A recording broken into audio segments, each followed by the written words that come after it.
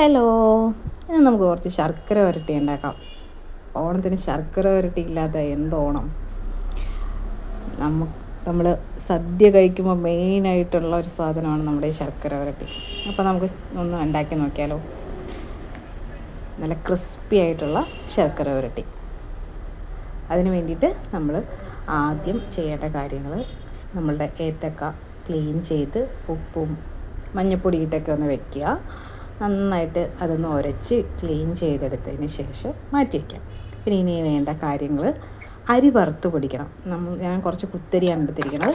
കുത്തരി വറുത്തെടുക്കണം നമ്മൾ. പിന്നെ അതിന് വേണ്ട ഇൻഗ്രീഡിയൻസ് ചുക്ക്, ഏലക്ക, കുരുമുളക്, അങ്ങനെ കുറച്ച് സാധനങ്ങൾ ഇച്ചിരി പൊടിച്ചെടുക്കണം ഇതൊക്കെ. അപ്പോൾ ആദ്യം നമ്മൾ ഈ അരി വറുത്തെടുക്കണം. അത് കഴിഞ്ഞിട്ട് ഈ ഏലക്കായും ചുക്കും കുരുമുളകും എല്ലാം കൂടി നമുക്കൊന്ന് മിക്സിയിലിട്ടൊന്ന് ഫൈനായിട്ട്, അതിൻ്റെ കൂടെ കുറച്ച് പഞ്ചസാര കൂടി ചേർക്കണേ. പഞ്ചസാര കൂടി ചേർത്തിട്ട് നമ്മളിതെല്ലാം ഒന്ന് മിക്സിയിട്ട് ഫൈനായിട്ട് നമുക്ക് പൊടിച്ചെടുക്കണം. പൊടിച്ചെടുത്തതിന് ശേഷം നമ്മളിത് മാറ്റി വയ്ക്കണം.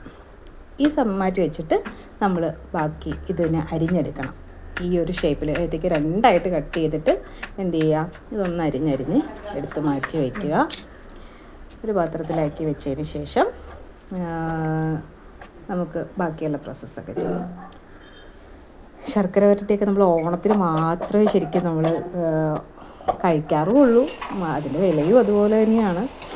അപ്പോൾ നമുക്കൊന്ന് വീട്ടിലുണ്ടാക്കി നോക്കാം. നമ്മൾ ഈ വെളിച്ചെണ്ണയൊക്കെ ശരിക്കും പറഞ്ഞു കഴിഞ്ഞാൽ ഇപ്പോഴത്തെ വെളിച്ചെണ്ണയുടെ വിലയിൽ എന്തൊക്കെ ഇട്ടാൽ പുറത്ത് വറുത്ത് വരുന്നതെന്നൊന്നും നമുക്കറിയില്ലല്ലോ. അപ്പോൾ നമുക്കൊന്ന് വറുത്ത് കോരി ഒന്ന് എണ്ണയൊക്കെ കളഞ്ഞ് വെക്കാം. എണ്ണയൊക്കെ കളഞ്ഞ് വെച്ച് ഇതിന് ശേഷം നമ്മൾ ചെയ്യേണ്ടത് ശർക്കര പാനിയാക്കി എടുക്കണം. ശർക്കര പാനിയാക്കി എടുത്തിട്ട് ഈ ശർക്കര പാനി കയ്യിലൊട്ടുന്ന രീതിയിലാകണം. എന്നിട്ട് അതിൻ്റകത്തേക്ക് ഈ വറുത്ത് കോരി വെച്ചിരിക്കുന്ന ഏത്തയ്ക്ക കട്ട് ചെയ്ത് വെച്ചിരിക്കുന്ന ഏത്തയ്ക്ക വറുത്തത് ഇട്ട് കൊടുത്തതിന് ശേഷം നമ്മൾ പൊടിച്ച് വെച്ചിരിക്കുന്ന ആ ഒരു ഏലക്കായും ചുക്കും കുരുമുളകിൻ്റെയും അരിപ്പൊടിയുടെയും ഒക്കെ ഒരു മിക്സില്ലേ, അത് ഇതിൽ തൂളി കൊടുക്കണം. അത് ഒന്ന് ഡ്രൈ ആകുന്നത് വരെ നമ്മളിങ്ങനെ നമ്മളിപ്പോൾ ഫ്ലെയിം ഓഫ് ചെയ്ത് വെച്ചിരിക്കുകയാണ്. ഫ്ലെയിം ഓഫ് ചെയ്ത് വെച്ചിട്ട് നമ്മളിതിങ്ങനെ ഇട്ടിട്ട് കൊടുക്കുക. അങ്ങനെ കഴിയുമ്പോഴത്തേക്കും നമുക്കിങ്ങനെ ശർക്കര വരട്ടി നല്ല സൂപ്പറായിട്ട് അതിൻ്റെ ഒരു ഈ ഒരു പാകത്തിലായി വരും. ഇത്രയേ ഉള്ളൂ. വളരെ സിമ്പിളാണ്. നമ്മൾ ഭയങ്കര പാടാണെന്നൊക്കെ പറഞ്ഞിരിക്കും. വളരെ സിമ്പിളാണ്. അപ്പോൾ എല്ലാവർക്കും ഹാപ്പി ഓണം.